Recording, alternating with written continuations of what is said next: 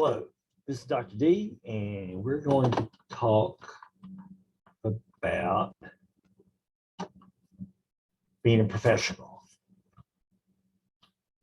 What is a professional? If you look in the dictionary, it's an adjective. It means of, relating to, or characteristic of a profession, such as being playing professional football or engaged in one of the learned professions, characterized or conforming to the technical or ethical standards of a profession, and exhibiting a courteous, conscientious, and generally business-like manner in the workplace. It's the third part of the third definition of being a professional as an adjective. As a noun, it's one that is professional, that holds to the characteristics of those adjectives that you saw before.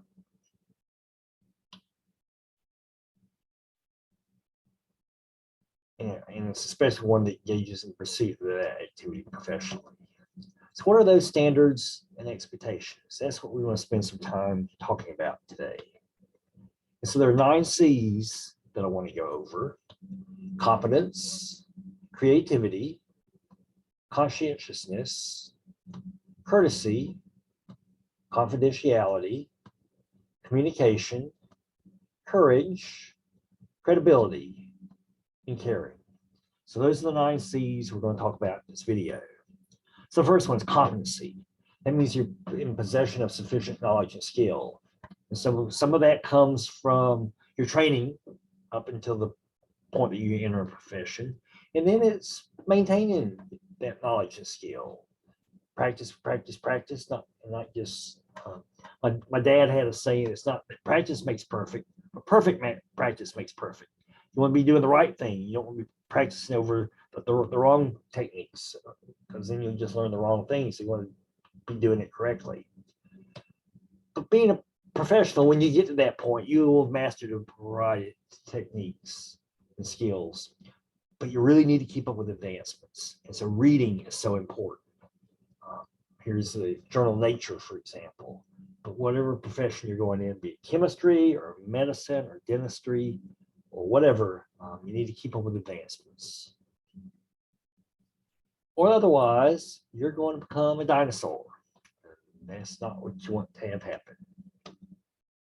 Creativity, curiosity is so very important being a professional. Do you recognize who this is a picture of? It's Robert Woodward, the famed organic chemist, Nobel Prize winner. He probably would have won a second Nobel Prize had not he died prematurely. But he had a tremendous amount of creativity and imagination in how he designed organic synthesis to put together these huge molecules, such as cholesterol, for example. Probably don't know who this is. This is Ralph Millard. He's also deceased. He's a plastic surgeon and what was named one of the top 10 plastic surgeons of the last millennium by the Plastic Surgeons Society. And he developed a number of techniques, and one in particular of how to fix cleft lips that became a standard for fixing that birth defect. And he came upon that one day while serving in Korea during the Korean War. And he woke up from a nap one day, looked at a picture of a little Korean boy that he had taken. They had a cleft lip, and realized how he could fix that so much better. So creativity, curiosity is so much important. Conscientiousness is so important being a professional. Do what you say. If you commit to something, then follow through with it. And so here are two photos of baseball players following through. Your aim is so much better in baseball if you're a pitcher, with your follow through is correct. And there's Henry Aaron, though. For a long time, he was the home run leader of Major League Baseball. He had a great follow through and a lot of power from in his swing. Do what needs to be done, and don't leave it to others to do it. No task should be too menial. Should you have to do it. So, and run through the base. That's like following through. Just don't reach what you need to do, but go way far past it. Now, along the way, you've got to balance life and work. That's important to do, very important. But don't let the fear of burnout lead to rust out. Live up to what your expectations are and the commitments that you've made. But at the same time, make sure that you've stored away some time in your schedule for that life work balance. Courtesy is important if you're a professional. Good manners will take you a long, long way. The way you treat other people is so very important. Part of courtesy is being on time. Be punctual. If you're not in the habit of being on time, get that way. I heard someone once say that to be early is to be on time. To be on time is to be late. To be late, you might as well not show up at all. If you're in the military, you don't dare be late for showing up if you're meeting with an admiral or a general or anybody of higher rank. You're there first. You don't want them waiting on you. Same thing with your superiors in business or whatever. They're important people and they've got busy schedules and they don't want to be waiting on you. That'll make a horrible impression.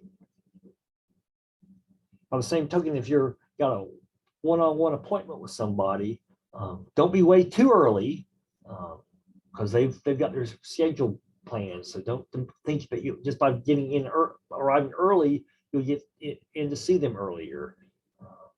But you need to be there ahead of time for whatever appointment you might have. Another part of being courteous is demonstrating self-control. And there will be disagreements that you have in your professional life. And so avoid public arguments. Take those inside a closed door office somewhere when you need to let somebody have it, for example. Confidentiality is so very important. You need to keep confidential details confidential. In the medical profession, there is HIPAA rules, regulations, for example. In industry, there are trade secrets that you have to keep confidential. And when you get into, if you're managing people at all, there are a number of HR things that you'll have to keep confidential. Annual evaluations, constructive criticisms that you've issued to somebody, write-ups of poor behavior or whatever. So being confidential, being able to keep things confidential is very important. Communication is so important. And there's listening to others, and there's also being able to speak to others. And also being able to write well is important. Well, let's first talk about listening. You have heard it once said, you've got 2 ears and only 1 mouth. So God intended for you to listen twice as much as you speak. And that's not a bad little suggestion to follow. When you're listening to others, you need to face whoever you're speaking with, make good eye contact with them. Be attentive, but be relaxed in your attention. Keep an open mind as to what they're saying. Listen to the words and try to picture what the speaker is saying. And don't interrupt and don't impose your solutions. Wait for the speaker to pause to ask clarifying questions. Ask questions only to ensure understanding and not to show how smart you are. Try to feel what the speaker is feeling. Empathy is an important emotion to develop. Give the speaker regular feedback. Nod your head, say etc., so that they know that you're listening. Pay attention to what isn't being said, to nonverbal cues. That's important. The facial expressions and body language. So those are some tips about listening. When you're speaking, speak clearly in a language that others can easily understand. When communicating, ensure that you've made yourself clear to avoid any misunderstandings.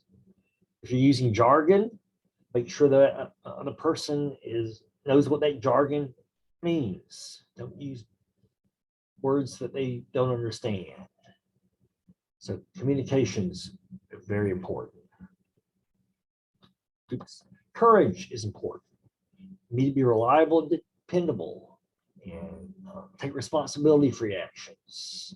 And so here's Harry Truman, who's one of my heroes from history. He's President of the United States, and he had a sign on his desk that said, "The buck stops here."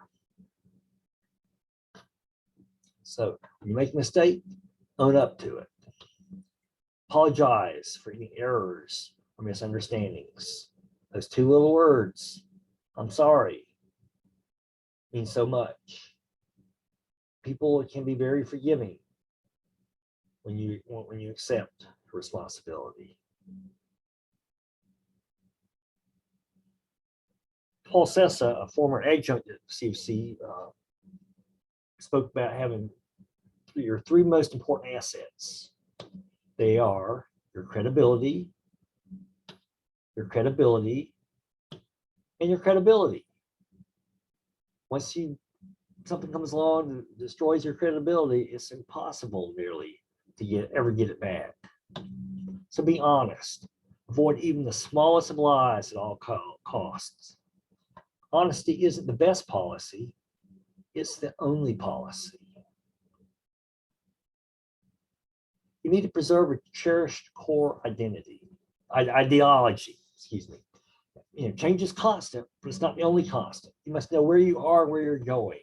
You need to have some core values that you hold on to. Being in business or life is more than profit. It's willing to do what's right, no matter what the price. So preserving this core ideology is very important. Jim Collins and Jerry Porras in their book Built to Last talked about the successful habits of some visionary companies. They would come up with a core ideology and stick to it. So let's give you two examples from the past, and not distant past. Tylenol. So important was what consumers thought of them, and that they had a high quality product. And so back in the 1980s or so, there was a cyanide poisoning episode in the Midwest, where at a drugstore, several people died from Tylenol that had been adulterated. Somebody had snuck in and put some cyanide in the tablets. And so this was, so what did Tylenol, this is before we had this tamper-proof packaging. And this incident led to Tylenol becoming a leader in that, and now everything is tamper resistant. But what did Tylenol do? With just this one little store, this one little incident, but they pulled all of their product off all the shelves in the United States. Cost them millions, if not billions of dollars of product that were sitting on the shelves, and they destroyed them all until they come up with this tamper-proof packaging. But what did they do? Their credibility was totally restored. I mean, and faith that people had in their product was just total, because they took a big hit and did everything they could to fix the problem. Compare that to Boeing recently with their jetliners, the two of them that went down because of the guidance systems that wanted to cause them to tend to crash, and two of them did crash. And so Boeing had actually been one of the examples in that book, Built to Last.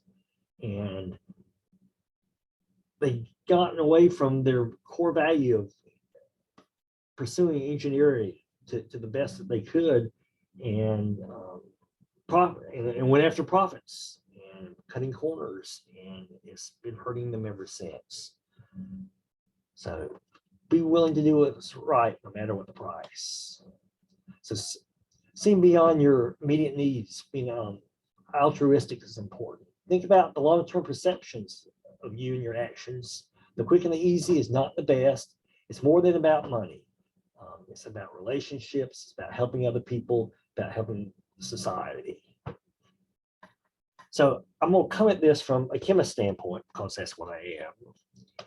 And so we're going to look at some ideas from the American Chemical Society and their professionals' code of conduct. And the American Chemical Society expects its members to adhere to the highest ethical standards. Indeed, the federal charter of the society in 1937, the Congress chartered them, explicitly listed among its objectives the improvement, the qualifications, and usefulness of chemists through high standards of professional ethics, education, and attainments. And so they adopted a chemist creed by the ACS Council in 1965. In 1994, they came up with the Chemist Code of Conduct, and then the Chemist Professional Code of Conduct was adopted in 2007.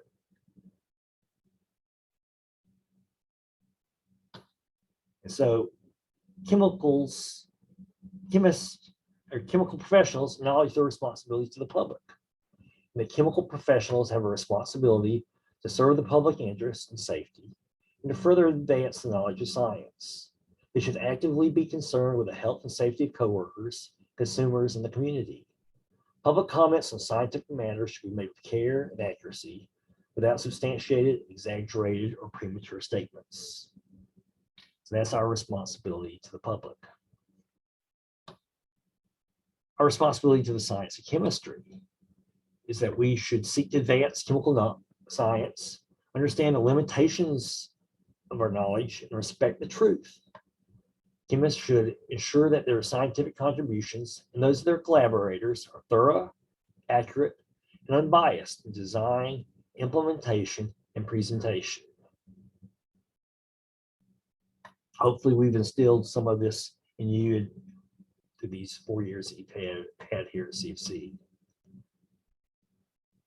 We have an obligation to our profession that we should strive to remain current with developments in the field, share ideas and information, keep accurate and complete laboratory records, maintain integrity in all conduct and publications, and give due credit to the contributions of others.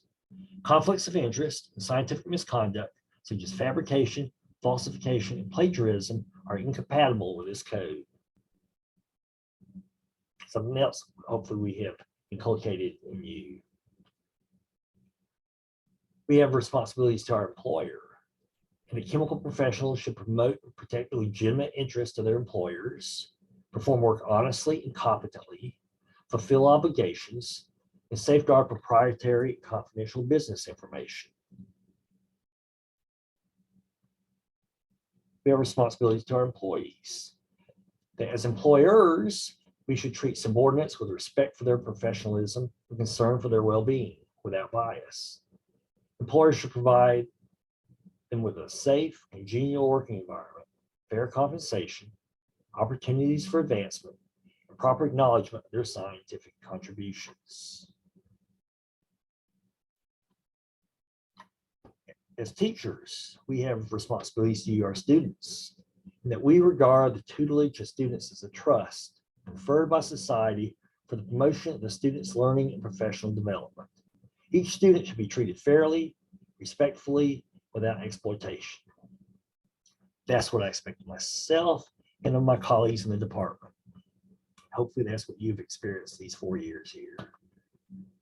We have responsibilities to our associates, that we need to treat them with respect, regardless of their level of formal education, encourage them, learn with them, share ideas honestly, and give credit for their contributions. If you're out in the business world, you have a responsibility to your clients, that we should serve our clients with faith.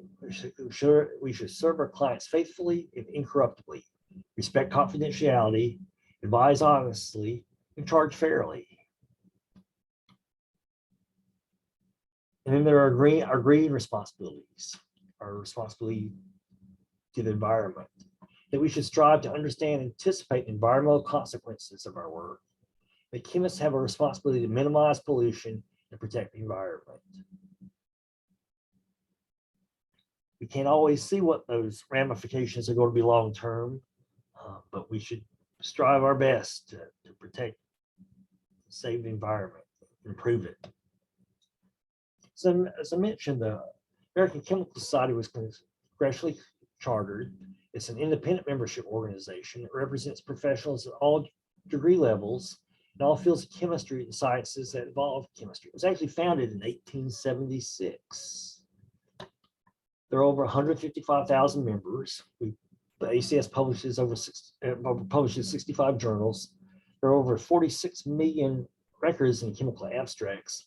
And on organic and inorganic substances on the CAS registry, there are more than 165 million substances now. There are 156 million downloads of journal articles each year. The PRF, Petroleum Research Fund, grants $17.7 million per year. There are 2,200 institutions that use Skyfighter Scholar, and the American Chemical Society employs over 1,800 individuals. Its offices are located at 16th Street Northwest, Washington, D.C., just a couple blocks from the White House, actually. So let me try to show this video.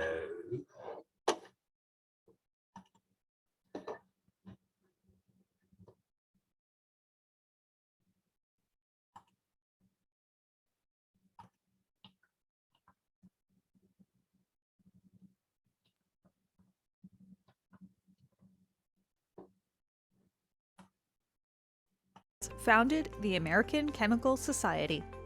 They envisioned an organization that would promote original research, ensure a greater public appreciation of their science, and bring chemists together to better the world. Today, the American Chemical Society, the world's largest scientific society, remains committed to improving people's lives through the transforming power of chemistry. It's a big responsibility, but it's also a tremendous opportunity. That our more than 150,000 members in 140 countries embrace every day. Together, we promote professionalism, safety, ethics, diversity, and inclusion. And together, we advance the broader chemistry enterprise and its practitioners for the benefit of the Earth and its people. To achieve these goals, ACS offers a multitude of services. We host 2 national meetings and several regional meetings each year. Tens of thousands of chemical professionals from around the world attend these gatherings, sharing their expertise and networking with their peers. Our members also have the opportunity to participate in other ACS activities through events sponsored by our more than 180 local sections, 23 international chapters, 1,200 student chapters, and over 30 technical divisions. We are one of the world's leading scientific publishers with more than 50 peer-reviewed journals. In these pages, readers find compelling research and analysis that explore all areas of the chemical sciences. ACS members also receive chemical and engineering news. This award-winning weekly news magazine is considered among the most reliable sources for professional and technical information about chemistry and chemical engineering. And when scientists need specialized information about chemical substances, they turn to CAS. This branch of ACS offers the most comprehensive collection of disclosed chemical substance information in the world. Keeping CAS up to date is an enormous task, involving hundreds of staff scientists who are constantly gathering and analyzing new scientific literature from around the globe. ACS and its members regularly meet with elected officials. During these meetings, we advocate for sustained and predictable research and development funding for federal agencies. We also advocate for favorable business policies that promote the creation of U.S.-based science and technology jobs. Through its Office of Research Grants, ACS supports a number of important programs, including the Petroleum Research Fund. This endowed fund supports fundamental research directly related to petroleum or fossil fuels at nonprofit institutions in the United States and other countries. In all, 29 Nobel laureates have received PRF support. The ACS Green Chemistry Institute catalyzes the implementation of green chemistry and engineering throughout the global chemistry enterprise. The Institute offers educational resources to encourage scientific innovations that can help solve environmental and human health issues facing the world today. Our efforts to promote chemistry-related science result in thousands of news articles a year in newspapers, magazines, and online media that introduce hundreds of millions of people worldwide to the wonders of chemistry. Our Reactions video series reaches millions of viewers. These fun and informative videos feature the chemistry all around you, answering questions like, why do onions make you cry? Or what's the best way to whiten teeth? We also sponsor community-based events like National Chemistry Week and Chemists Celebrate Earth Week. These annual celebrations unite ACS members, businesses, schools, and others in communicating the impact of chemistry to the public. We strive to improve chemistry education as well as promote broader instruction in science, technology, engineering, and math. ACS chemistry textbooks, videos, and other educational content help tomorrow's budding scientists learn all they need to know to launch a chemistry career and practice it safely. Promoting diversity in the chemical sciences is one of our core values. We sponsor 2 important programs that help disadvantaged students explore scientific careers. ACS Project SEED provides summer research experiences to high school students from economically disadvantaged backgrounds. And the ACS Scholars Program provides gifted, underrepresented minority undergraduates with scholarship and mentoring support as they pursue their degrees in the chemical sciences. In all, more than 14,000 high school and college students have participated in these 2 vital programs. As we look toward the future, ACS and its members remain committed to being a force for good and improving people's lives through the transforming power of chemistry.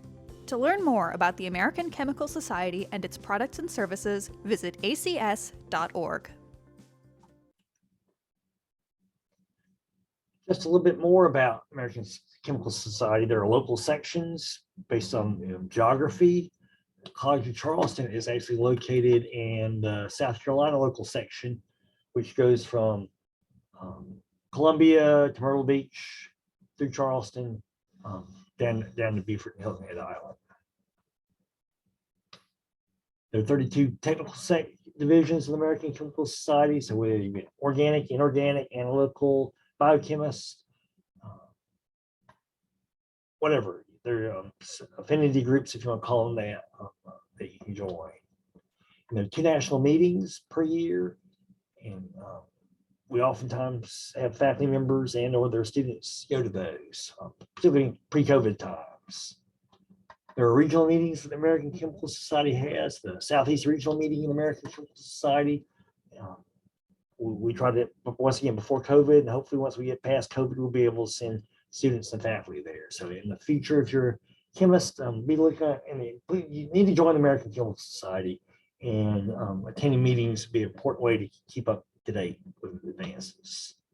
2 other things that the American Chemical Society offers is some really good insurance for life insurance, and disability, and liability. And so really great rates for members, and career development, job fairs, and other things at national and regional meetings are very good. A great place to look for jobs is through Chemical and Engineering News job site. So that's just what the American Chemical Society offers. There's also the American Institute of Chemists. The AIC's mission is to advance the chemical sciences by establishing high professional standards of practice and to emphasize the professional, ethical, economic, and social status of its members for the benefit of society as a whole. And that's another organization that you can join, and they actually credential their members to a greater extent than the ACS does. There's Alpha Chi Sigma, of which many of you might be a member. Its aims of the society are to bind its members with high, true, and lasting friendship, to strive for the advancement of chemistry as both a science and a profession, and that aid its members by every honorable means in the attainment of their ambitions as chemists throughout their mortal lives. I've been a member since my first semester at the College of Charleston in 1983. There's also the American Society for Biochemistry and Molecular Biology that promotes the understanding of molecular nature of life processes. It too is a nonprofit scientific and educational organization with over 12,000 members. It was founded in 1906 and is based in Bethesda, Maryland. It publishes several journals such as the Journal of Biological Chemistry, Molecular and Cell Proteomics, and Journal of Lipid Research. And it holds its own set of scientific meetings. NOVACHE, the National Organization for Professional Advancement of Black Chemists and Chemical Engineers. its mission is to build an eminent cadre of successful, diverse global leaders in STEM, advance their professional endeavors by adding value to the academic, development, leadership, and philanthropic endeavors throughout the life cycle of their careers. So if you're as an organization for minority students, chemists, there are a number of specialty societies that you can join, such as the Society for Applied Spectroscopy. It has local sections also. It has a national meeting, part of a couple of them each year, and it publishes a journal, Applied Spectroscopy, and the PitCon, Pittsburgh Conference is a major sponsor of it. And what if you're not a chemist? And many of the things that we've talked about in terms of chemistry are true for other professions. So if you're going to become a physician, you'll join the American Medical Association. And then there will be sub-disciplines, organizations that you'll want to join. Dentists, American Dental Association. And one of their example subdivisions will be the American Association of Orthodontists. So that's the end of this little video. I hope it's helped you learn and appreciate a little bit about what it means to be a professional and what some of the opportunities are for you out there as a professional beyond the walls here at the College of Charleston. Thanks for tuning in.